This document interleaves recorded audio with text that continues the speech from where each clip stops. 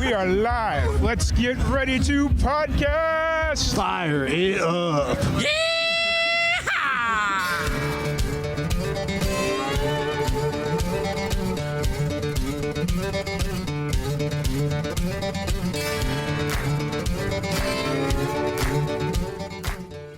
Welcome back to another live and amplified Indie Fusion podcast. I'm your host, Tom Quiet. We're back at it again with another amazing podcast. Today, we have a very special guest joining us. We have Kelly and Sarah. How's it going? Going good. Hey, glad to have you back. You know, I'm sorry I had to cancel the initial plan of doing something in person, but life is gonna life. That's Yep. right. How's everything been going? I saw you got a new single out that you released, back in January? Yes, Yes. yes. Well, Whiskey has made its appearance out into the world finally. And we're really excited about it. It has hit radio. Yes. It's been playing It's across on the country. charts, the Music Row charts. Yes, it has. It has hit the charts, which is just crazy that we're able to say that. Yeah. It's like, I didn't expect that. Right. Yeah, so hopefully we keep moving on up there. And it's helped with our other singles too. Like it's growing and it's gotten plays, a lot of played on Spotify and stuff, and it's helping our other singles grow with it too. So it's just cool to see that. Nice. I think that's something not a lot of people really like pay attention to. It's like the growth of other singles yeah, when one single really starts to do well. that's Yeah. right. I forgot about that too. And it makes sense. Yeah. Right? It's like once you realize it, it's like, oh, this actually, the logic makes sense, but you don't really think about it because it's like, oh, they're coming for the new song, not my old music, you know? Right. So, Well Whiskey's out now. What's kind of the story behind this song? Let's jump right into it. Yeah, I'll Absolutely. tell you the whole story there. It's a story, I'll tell you that. So I was having a writer's block moment and I was like, I just gotta keep writing. I'm gonna write. And for those who don't know, a writer's block is when you feel like you're not able to put out a good quality song, like whether it's lyrics, whether it's melody or chords. Yeah. Kelly was not feeling anything that she was writing. Does that mean it was bad? No.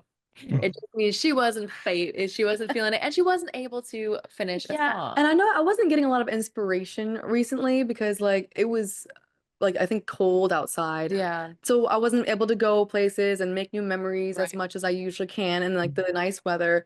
But I sat down, I was like, okay, I'm gonna write about something I like. What do I like? I like whiskey. I like all whiskey.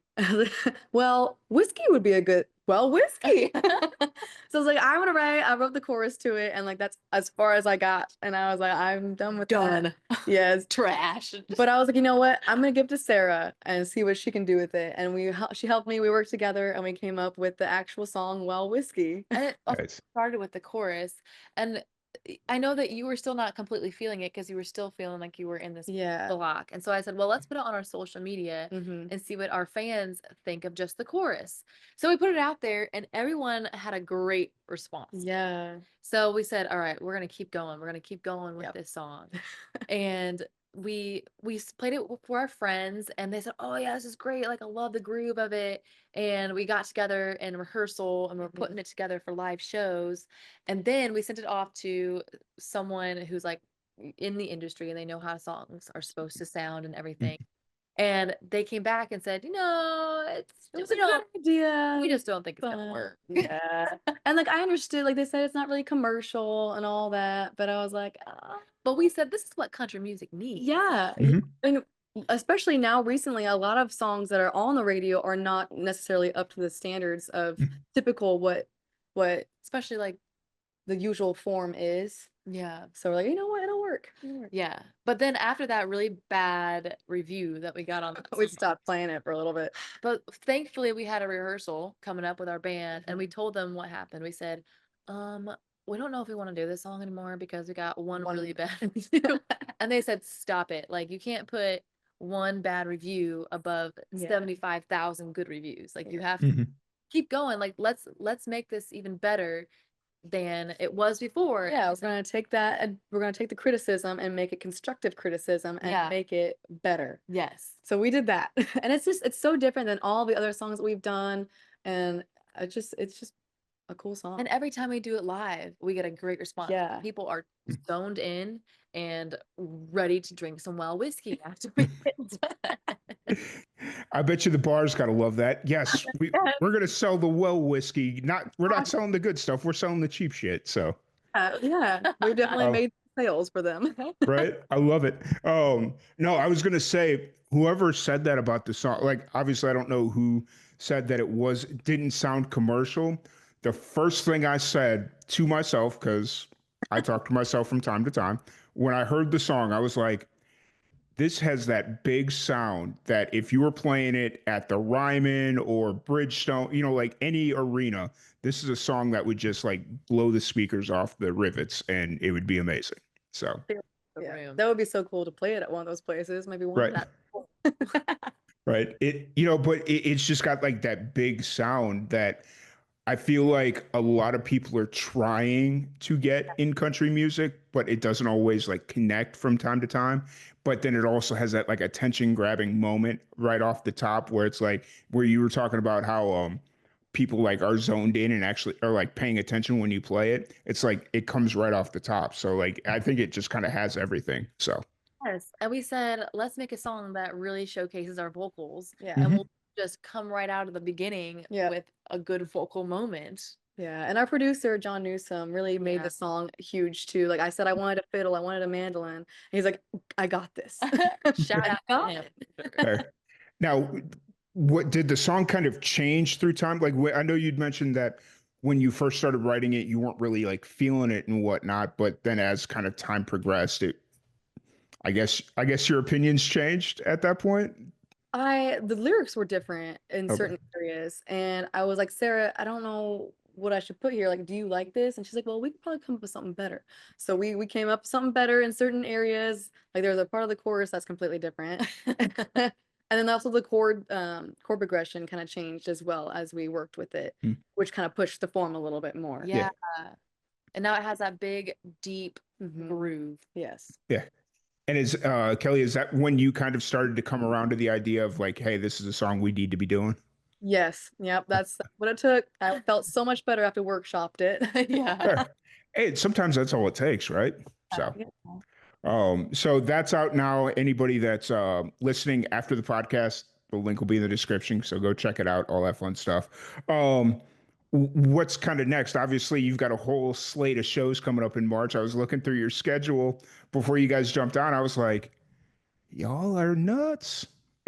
I know. Well, we're just excited that it's springtime. Mhm. During wintertime, we're very slow. I mean, we definitely find ways to Yeah, fill up our right. time. The radio tour and stuff. Yeah. Show wise, it's not. I mean, springtime, we are springing into music. So we've got a lot of shows in March. A lot of them, actually, I think really all of our shows are going to be in Nashville in March. We Mhm. decided that we're going to stay in Nashville during March because this is springtime. This is when we're going to like really dive into rehearsing with our Mhm. band. Upcoming festivals that we have. Yeah, because we have a lot of festivals coming up. We're going to Bloomington, Indiana in April. And then let me see. In June, I believe we're going Yeah, up to a boat races boat races in Danville, Illinois. and we've also got when is Tuesday on the Town in Iowa? That's the same week. Hampton, Iowa. We're going Yeah. there. Nice. September, we're busy. Like we've already filled up our like whole year already. So we're looking forward to 2025.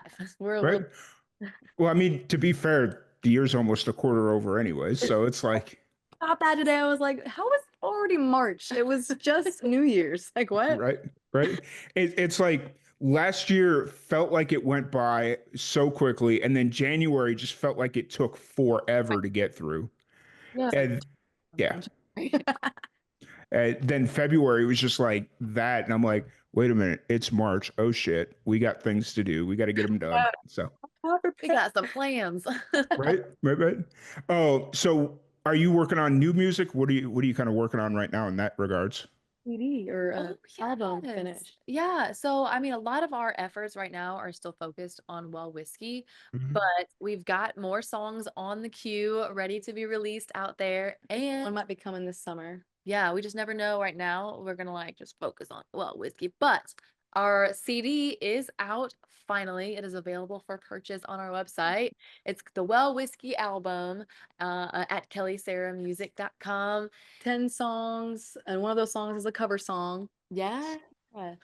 well, we decided to do a cover song to make things interesting and just make Nice. it our own. It was a Uh, lot. did you take put a twist on the cover song, like make it a little bit more interesting? Yeah, we Yeah. added a modulation. We put some steel guitar in there. Nice. Landslide, by Stevie Fleetwood Mac. Fleetwood Mac. Yeah. Well, I mean, I guess both are technically true, but yeah, Fleetwood Yeah. Mac. So you released that as a physical copy, as like a physical CD? Yes, it is an actual CD, and I wish I had one with me I right know. now because the CD itself, it looks like you're looking into a glass of well whiskey.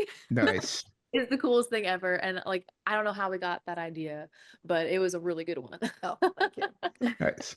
Are you looking to press vinyl on that as well, or are you just CDs right now? Actually, a really good idea. I've definitely been thinking about it. I would love to get a vinyl, of course. I would like who doesn't, but vinyl does sell. It does.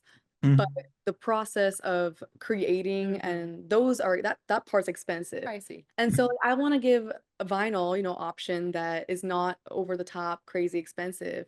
But if we're making our own vinyl, it just gets a little pricey. So we're gonna Right. have to think about that a little bit longer, and then maybe we'll get a vinyl. Yeah, maybe if we sell like a certain number of actual CDs, CDs. but also you can just download all 10 songs as well. So Mhm. if you don't have a CD player, I know a lot of people don't have CD players It's still a good anymore. souvenir. It is like it's got pictures, it's got nice, Fun QR code. right. Mhm. Yeah, it's got stuff on it. Right. All right.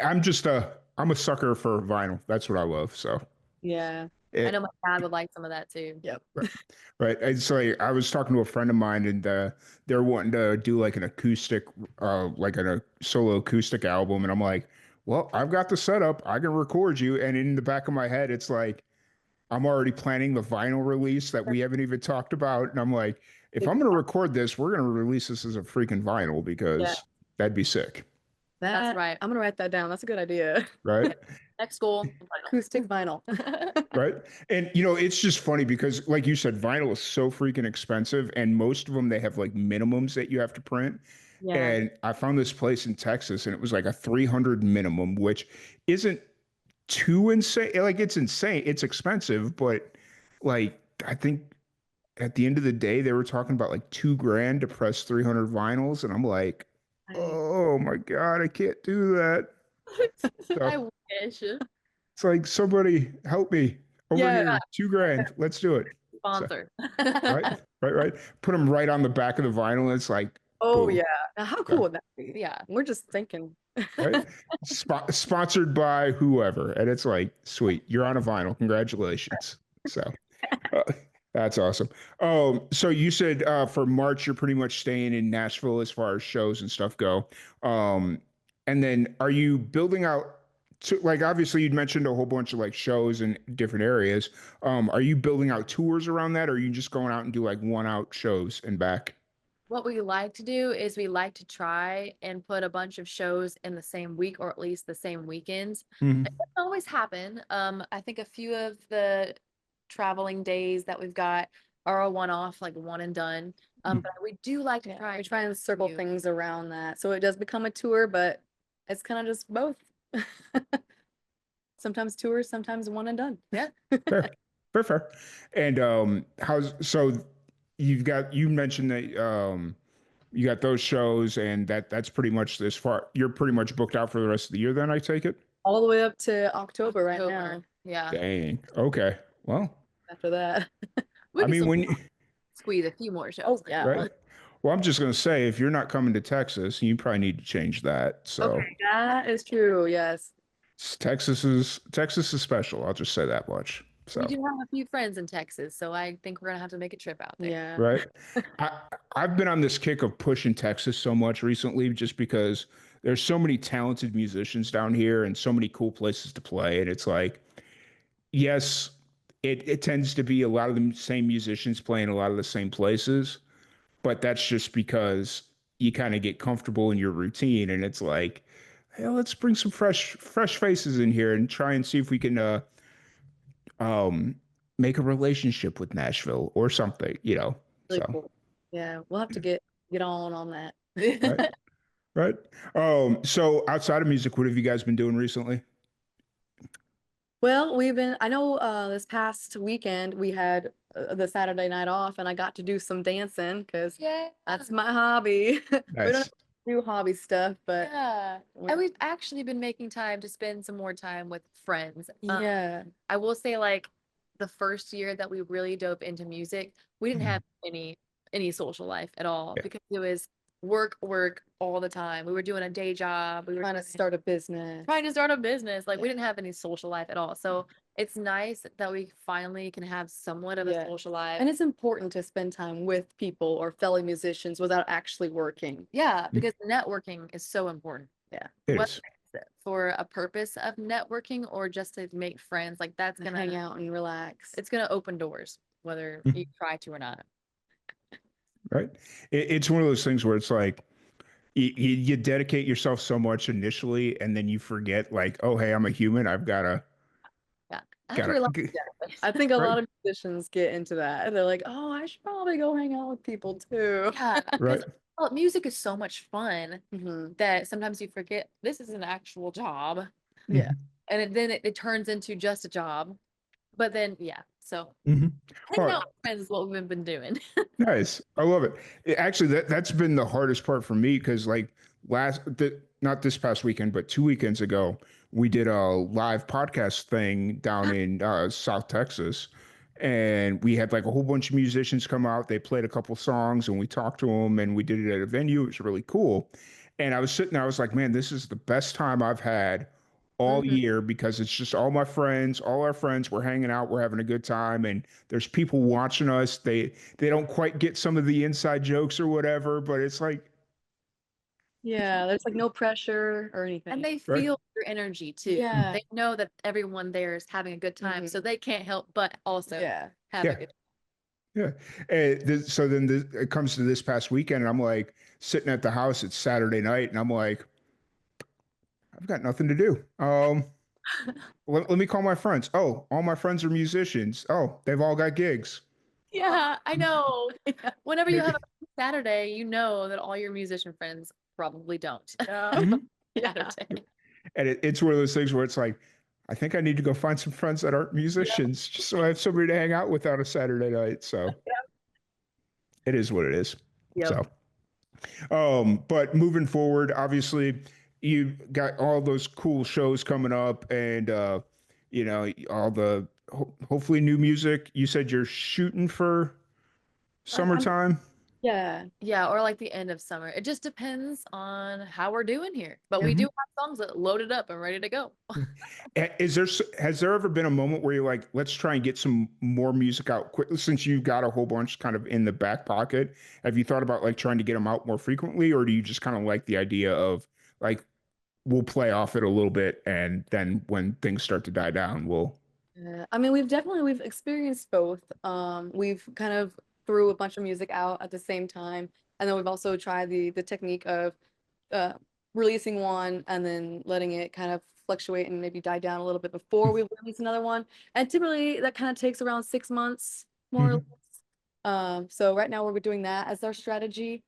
So I think what 6 months after January, I don't know, math. Yeah, Yeah. September. Oh. right.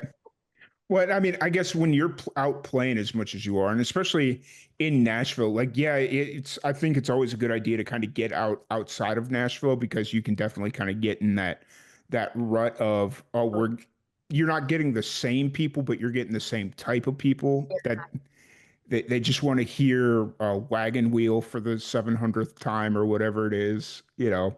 But And I feel get, like it's more meaningful and more special when we go to them. Oh, Mhm, good point. Yeah, I just don't want to get trapped on that on Broadway. We know that is a risk, mhm. so we're very cautious of that. And it's a good thing I have a partner to say, "Hey, Eh, let's not do that tonight. So. Right. Yeah, because that's the conversation. That's always an interesting conversation I have with musicians that are based in Nashville, where it's like, how do you kind of stay out of that Broadway grind and the bubble, because it's like it seems like that's really the only place where you could make a Mhm. good living, but you're killing yourself doing 4-hour cover gigs, you Yeah. know? So And a lot of people, I don't know how they're able to do this, but they're able to do multiple 4-hour shifts in one day. And I'm like, no, no. My instrument needs care. Yeah. right. It's like I'd like to sit there and think, oh, they're preparing themselves for when they go out on tour. It's like, no, in what world are you singing for 8 hours straight? You're Yeah. not. So, and it's like you're going from one bar and you're doing like 8 a.m. to like noon or noon to 4, and then you're coming back at like 8 p.m. And it's like, dude, that doesn't even sound fun. Like, Yeah. We've had times, I think this was like in the very beginning of our career on Broadway, when we stopped liking doing music Mhm. because we were trapped on Broadway. We're doing better now. Like we don't like we make sure that what we do is something we love to do Yeah. and not something that we feel we have to do. Mhm. But it definitely is possible to stop liking doing music Mhm. on Broadway for 4 to 8 hours a day. right, right. And I mean, I guess it is kind of a good thing that if you ever get to a point where it's like, hey, we need to go make like $1,000, let's go book a couple Broadway gigs real quick. So, Yeah. Yeah. It's nice to have in your back pocket for sure. right. Yeah. Yeah. But because, like you go out on tour, you're not guaranteed. Like if you were to say, hey, let's go book a tour from Nashville to Austin, you probably wouldn't even make $1,000 on a 2-week tour doing that. So, You have to try really hard. Yeah. right. But Yeah. Right. So just kind of moving forward, looking at the schedule, you guys are staying busy, which I love that. I love to hear that. I mentioned it earlier. I was looking at your schedule on online, and I just saw like all or no, actually it was on Spotify, because you know how Spotify you kind of meld in your schedule there, and I just saw like all these Nashville gigs, and I was like, damn, okay. So, because like I mean, I don't know a whole lot of the bars off Broadway. Like I mean, I know a few, but nothing that's like, oh, I know where that place, yeah. But and so it just in the back of my head, I was like, I have no idea where any of these places are. Hopefully they do good. Like off Broadway, how are the shows around Nashville? I guess is Oh, so if you're going to like Demumbrian, I mean also like in East Nashville, there's a few venues where they really do support original music Mhm. Mhm. and it's not a 4-hour type of deal. So those are fun to go to. They don't really pay that well because there's so many other venues you can go to in the city that you don't have to pay a cover charge. You don't have to pay a fee to get in. You just go Mhm. in for free. So why would Yeah, you pay anything to go to a music video that you can just walk into for free? yeah, So I mean, obviously, those are not the best paying yeah. gigs. If you're not on Broadway, you're not gonna make a lot of money, but that's okay sometimes because sometimes you just need to work on your show Mhm. as an original artist. Yeah. Mhm. You never know who in the industry is going to walk in. Like I know industry people, they hang out sometimes on Broadway, but Mhm. usually they're going to go to a place that is off Broadway to see where like the original music is or Mhm. all the real stuff. Sometimes Right, exposure is better than Mm. the pay. Yeah. right. Because especially in a place like Nashville where the industry actually is, and like people are actually staying there, and it's not like LA where they'll fly in for 3 days and then they're gone. I Yeah. feel like Nashville is like you could legitimately go to like Billy Bob's beer garden or something, and like the record exec for insert record label here is just kind of sitting there and he's 3 sheets to the wind. Um, whereas on Broadway, like I feel like Broadway kind of gets this big picture because that's the one, like you always see the TikTok videos on Broadway where somebody's playing a cover song and then the artist that wrote that song just happens to be walking down Broadway. And it's like, I don't know. It is what it is. So, We've had some crazy moments like that. I think I don't know where we were, I forget where we were, but we sang Tennessee Orange that Megan Maroney sang, and mhm. the The person songwriter. who wrote the song was in the crowd, and we didn't know that until after we had sung the song. And so I was like, whoa, It's a good thing I knew that after I sang it. Otherwise, I'd be sweating bullets. like we Right. just sang your song. Nice. Well, that's even really cool because like Nashville's got the whole just because you sing it doesn't necessarily mean you wrote it, Yeah. especially once you kind of get to a certain level. So that is very possible where it's like, oh, the writer for this song is just kind of sitting here, you know? So many parts to the music in Yeah. Nashville. Right? It's it's really interesting to kind of watch it all unfold because it's like there's so many parts, there's so many people, there's PR agents, you got tour manager, you know, all these things, and they're all just like right there in Nashville. And it's like, I get it. I 100% get it. So, Definitely use a yeah. manager these days. Yeah. Right, right, right. So I don't want to keep y'all here too much longer. If anybody wants to check out your music, Well Whiskey, your new single that is out right now on Spotify, go check it out in just a minute here. Where can people find you online? You can find us on Instagram and Facebook at Kelly Sarah Music or online, which we are selling our CD on kellysarahmusic.com. Nice. Have you guys started experimenting with different merch and stuff? Like, is the CD kind of something new for you, or We've had a CD before. It's not our best seller. That's why we haven't had any for a little bit because yeah, we ran out. But fair. we've had wristbands, keychains, We've had, t-shirts. like koozies, those like Who Mm, Your Huggies. Yeah. Those are like our number one. Yeah, CDs and mhm, these are our top sellers. We've also right. experimented with like bottle openers. Yeah. Yeah, We've got a those really are cool bottle opener in our store online as yeah. well. And Yeah. I think we've got some t-shirts like everybody, and then we also have like ball Hats, caps. yeah. Yeah, we got some Nice. cool ball caps. And I think there was something else that we were going to experiment with, and I can't remember off the top. Oh yeah, like AirPod things. Like Hmm. I came across something, and I'm gonna have to dive into that more because we might be thinking about putting some sort of raffle on our Instagram and Facebook pretty soon that Nice.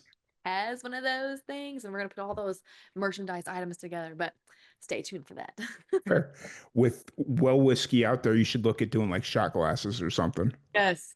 And yeah, I think we have some of those on our online store for sure. Yeah. We should definitely like revamp Yes, that though yeah. for sure. Right. Well, because now is this all stuff that you guys are like printing and ordering and you have in stock, or is it like a print on demand type situation? Most of it is print on demand. The only thing that's not is a couple t-shirts Mm, and our CDs and a And also the koozies. koozies, yeah. Yeah. yeah.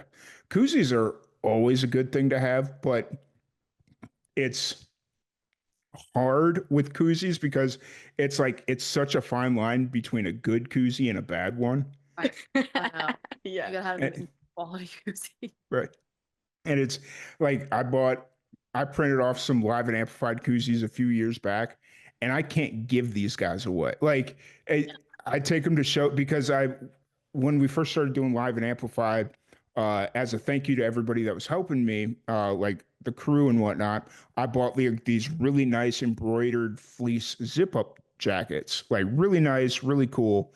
Um, and I bought it through this company that was local to my parents because I was like, well, they said I could save on shipping if I just ship it to your place because it's local because they lived near where their print shop was. And I was like, I'm going to just send them to you guys and all that. And so I've always kind of had an affinity for them because they took care of me during those younger times of Live and Amplified. And I was like, I'm going to go back to them for printing these koozies. And I had them print these koozies and they look terrible. Like the striping on it looks weird, like it's not perfectly clean. And I'm just sitting there, I'm like, I've got 1,000 of these suckers and I've had them for 3 years and I've maybe gotten rid of about 150 of them. Oh man. Yeah. So yeah. That's tough. And it's just like I don't want to burn them because like every once in a while somebody does take them. Like I find somebody that's drunk enough and it's like, yeah, I need a koozie. Yeah. So Hey, that's smart. Yeah. right. But you know, I love merch is kind of like my new thing that I'm looking at. It's like I'm kind of curious what everybody's doing right now. And the bottle opener, that's really cool. I like those. So Yeah. We've also thought about like lighters. We came to a show a couple weeks ago and they had lighters with their logo on it. I was like, Yeah. oh, that's pretty neat. That's pretty nice. neat. Look into that. One thing I was looking at was like matchbooks, like the old school matchbooks, Yes. That would be because I feel like they would be cheaper, but Yeah. they're really not that much cheaper. They just look cool. Like you give somebody a matchbook and it's got your logo and like a phone number or an email or whatever, and it's like that would be cool. So The He final is. version of fire. Yeah. Right. Right. It's like, so, but I really appreciate y'all taking the time to sit down and chat with me. It's been an absolute blast. Always enjoy chatting with you. Can't wait to do it again. Hopefully we'll get you down here to Texas and this, well, I'd say avoid the summer, like September, October, you're probably fine, but right. Right.